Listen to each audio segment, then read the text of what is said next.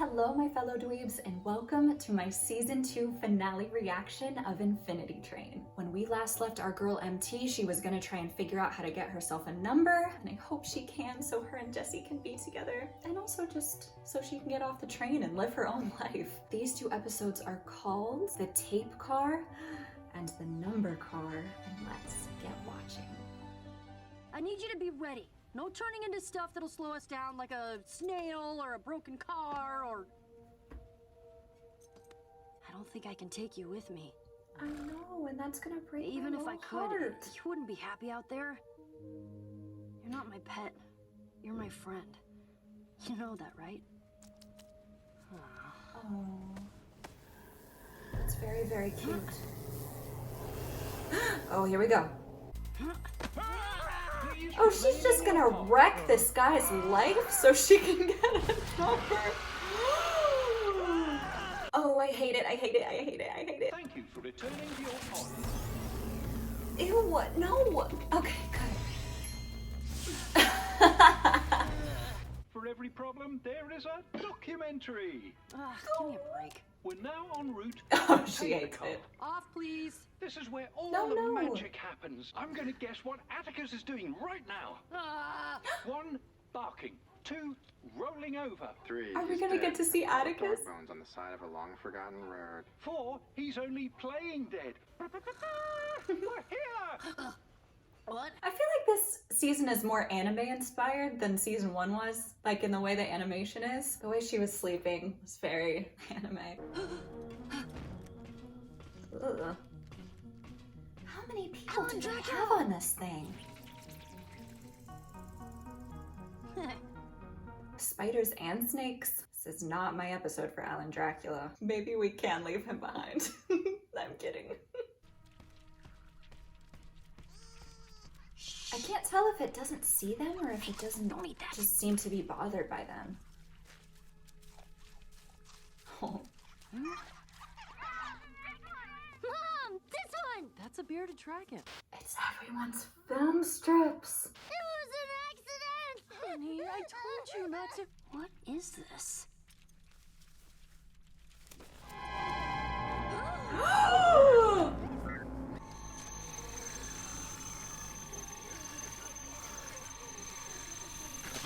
You guys, I was not expecting that at all. Hey, weirdo!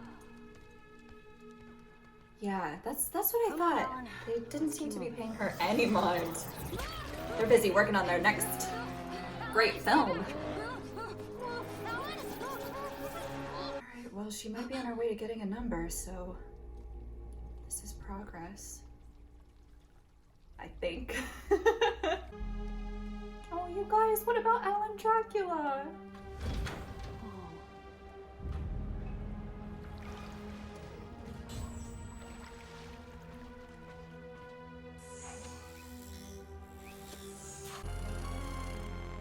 Yes. Oof. Oofta. I better get a smaller number than that. This is so wild, you guys. I don't know what I was expecting for this episode, but it wasn't this. Sorry. I need this more than you. You don't know that necessarily. Come on, hurry up! Oh, it's her. Oh, yeah. No, MC probably does need it more than her.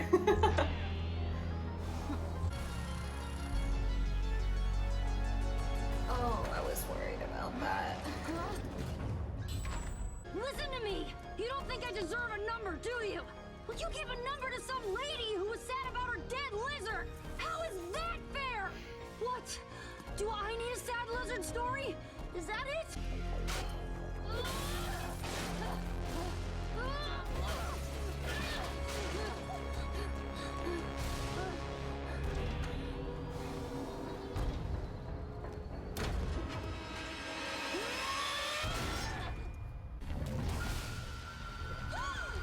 Oh, no. I'd appreciate it if you stop breaking everything. Unless you want me to start writing your obituary.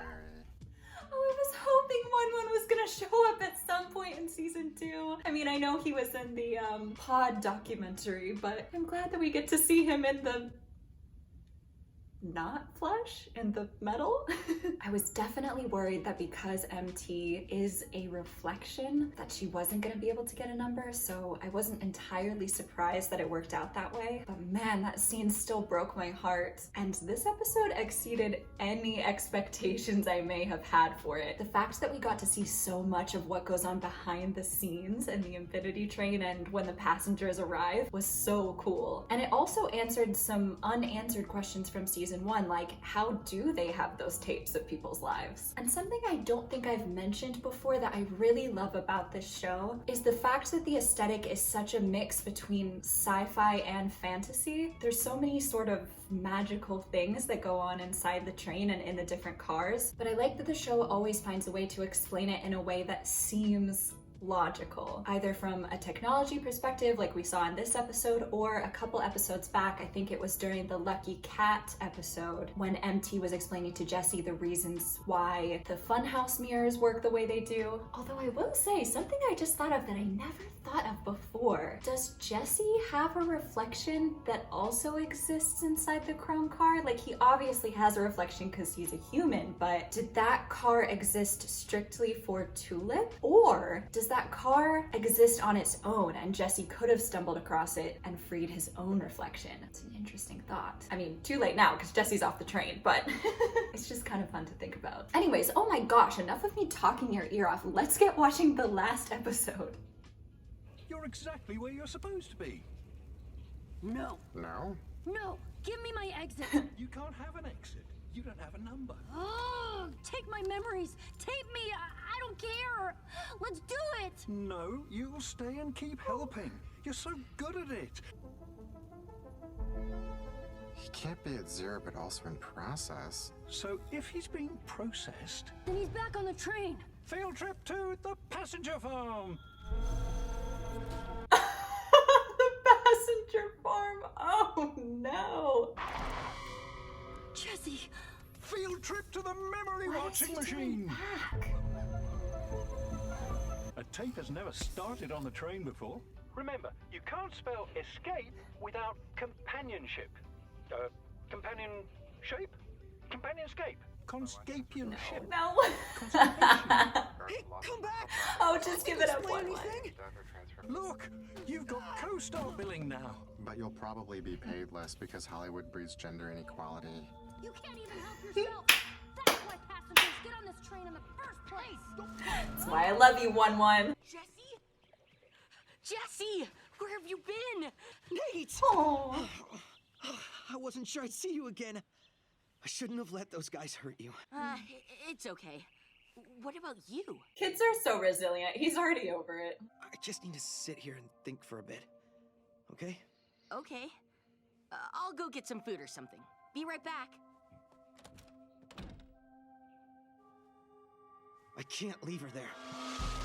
Oh, well, that didn't take much time at all. Waking a passenger is a whole process. It involves robots and coding and juice boxes. Where am I? Classic. Jessie! I thought you were gone, and I thought the flesh and I jumped in a worried. fire. Number time. Okay, this is terrifying. I wonder what it's gonna say.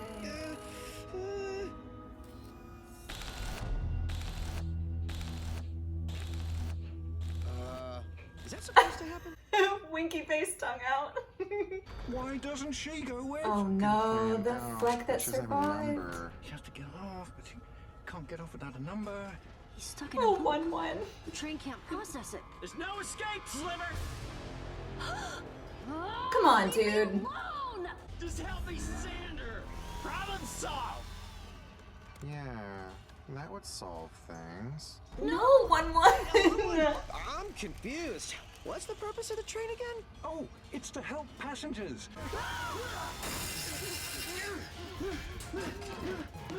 Alan Dracula can't even be bothered with this fight. 1-1, look!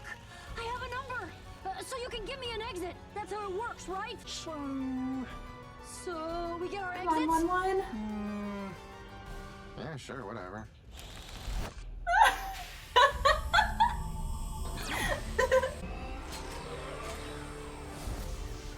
We're leaving together. For real this time. Alan I